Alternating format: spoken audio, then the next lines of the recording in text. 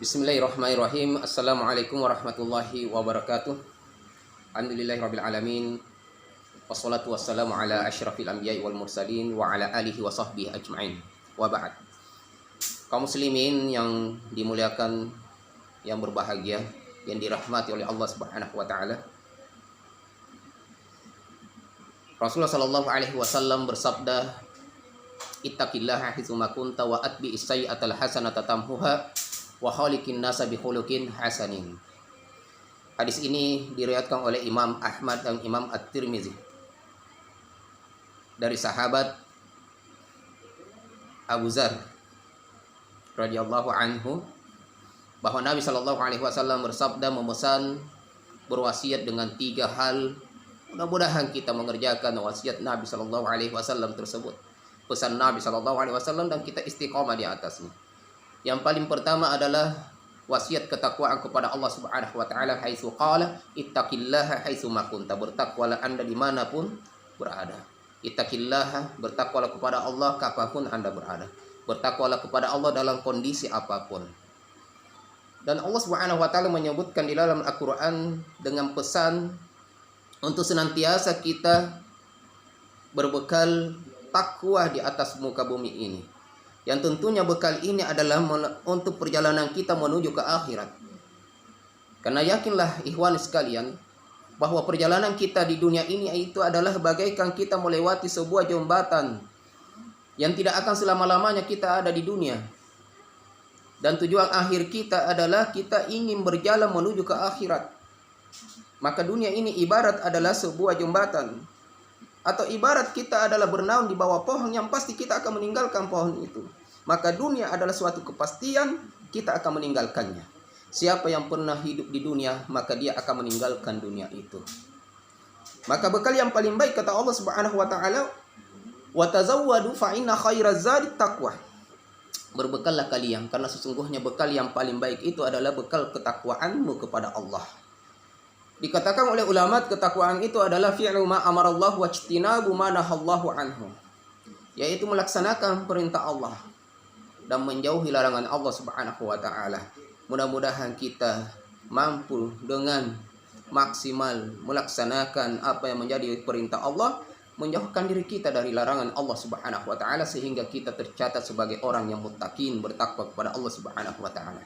Sifat-sifatnya orang yang bertakwa ini disebutkan oleh Allah Subhanahu wa taala di awal surat Al-Baqarah ayat 2. Tatkala Allah Subhanahu wa taala mengatakan pada ayat yang pertama, Alif Lam Mim, Dalikal kitabu la raiba fihi, hudan lil muttaqin. Al-Quran ini adalah petunjuknya bagi orang yang bertakwa. Petunjuknya bagi orang yang bertakwa. Al-Quran adalah petunjuknya bagi yang ingin bertakwa kepada Allah Subhanahu wa ta'ala. Sifatnya yang bertakwa itu disebutkan pada ayat berikutnya, alladzina yu'minuna bil ghaibi wa yuqimunas sholata wa mimma razaqnahum yunfiqun walladzina yu'minuna bima unzila ilaika wa ma unzila min qablika wa bil akhirati hum yuqinun. Beriman kepada yang gaib, beriman kepada Allah, beriman kepada malaikat, beriman kepada adanya syurga dan neraka, beriman kepada adanya hari kiamat, beriman kepada adanya alam barzah, keimanannya kepada sesuatu yang ia belum nampak di depan matanya, tapi di keyakinan itu adalah merupakan ketakwaan kita kepada Allah Subhanahu wa taala. Kemudian alladzina yu'minuna bil ghaibi wa yuqimunas shalah, mendirikan salat. Ulama kita mengatakan alladzina yuhafizuna ala salawatihim, yang menjaga salatnya yang difardukan oleh Allah Subhanahu wa taala. Kemudian mengeluarkan zakat atau bersedekah. Alladzina yunfikuna amwalahum, yaitu yang senantiasa menginfakkan hartanya di jalan Allah Subhanahu wa taala. Beriman kepada Al-Qur'an, bahkan dia beriman kepada kitab-kitab yang pernah Allah turunkan yang disebut dengan Al-Kutubus Samawiyah. Lalu ia juga beriman kepada yaumil akhir, adanya hari kiamat. Lalu Allah Subhanahu wa taala menyebutkan ini adalah sifatnya orang yang bertakwa, ulaika ala hudam min rabbihim, yang senantiasa akan mendapatkan petunjuk dari Allah di dunia, fid dunia, wa ulaika humul muflihun, merekalah yang akan mendapatkan keberuntungan di akhirat. Manusia itu dicintai oleh Allah Subhanahu wa taala. Dicintai di dunia dan dicintai di akhirat. Tanda cintanya Allah kepada antum, kepada kita semuanya, kalau kita mampu istiqomah di atas ketaatan. Tatkala kita taat kepada Allah, melaksanakan perintahnya, berarti kita senantiasa di atas petunjuknya. Dan orang yang dicintai oleh Allah Subhanahu wa taala akan senantiasa diberikan petunjuk oleh Allah sehingga ia istiqomah di atas petunjuk tersebut, istiqomah beribadah kepada Allah dan menjauhi larangan Allah Subhanahu wa taala. Wa ulaika humul muflihun, pada hari kiamat mereka akan menjadi orang yang beruntung. Keberuntungannya adalah Allah masukkan ia ke dalam surga. Allah cinta kepada orang yang bertakwa sehingga Allah Subhanahu wa taala mengatakan, "Innallaha yuhibbul muttaqin." Sesungguhnya Allah cinta kepada orang-orang yang bertakwa. Karena cintanya Allah kepada orang yang bertakwa, maka pada hari kiamat juga Allah akan memberikan kepadanya suatu ganjaran yang sangat indah, yang penuh dengan kenikmatan. Wa inna lil muttaqina 'inda rabbihim fi jannatin na'im.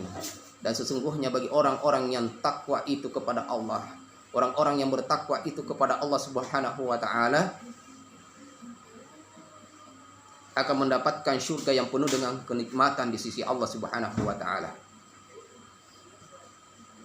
Kaum muslimin yang dimuliakan oleh Allah Subhanahu wa taala, itu satu wasiat dari Nabi sallallahu alaihi wasallam. Kemudian wasiat yang kedua dalam hadis ini, wa atbi'is sayyi'atal hasanata tamhuha. Dan ikutilah setiap keburukan dengan kebaikan, niscaya kebaikan menghapus keburukan itu. Saya yakin kita senantiasa melakukan keburukan. Mudah-mudahan Allah hapus dengan kebaikan yang kita lakukan. Manusia itu memiliki dua dosa, memiliki dua keburukan. Dosa besar dan dosa kecil. Ikhwan, kaum muslimin. Namun semuanya itu bisa dihapus oleh Allah. Allah akan ampuni. Dosa besar tentunya Allah akan mengampuni dengan kita bertobat kepada Allah Subhanahu wa taala, meninggalkan perbuatan yang keji tersebut, berusaha untuk senantiasa taat kepada Allah Subhanahu wa taala. An-nadam, yaitu kita betul-betul meninggalkan dan tidak mendatanginya kembali.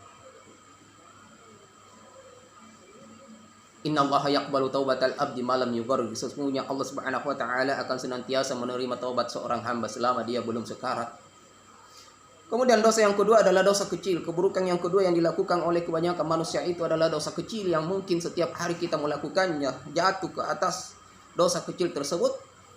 Dan itu juga bisa dihapus dengan amal soleh yang antum, yang kita semua lakukan tiap hari insya Allah. Salat kita juga bisa menghapus dosa kecil.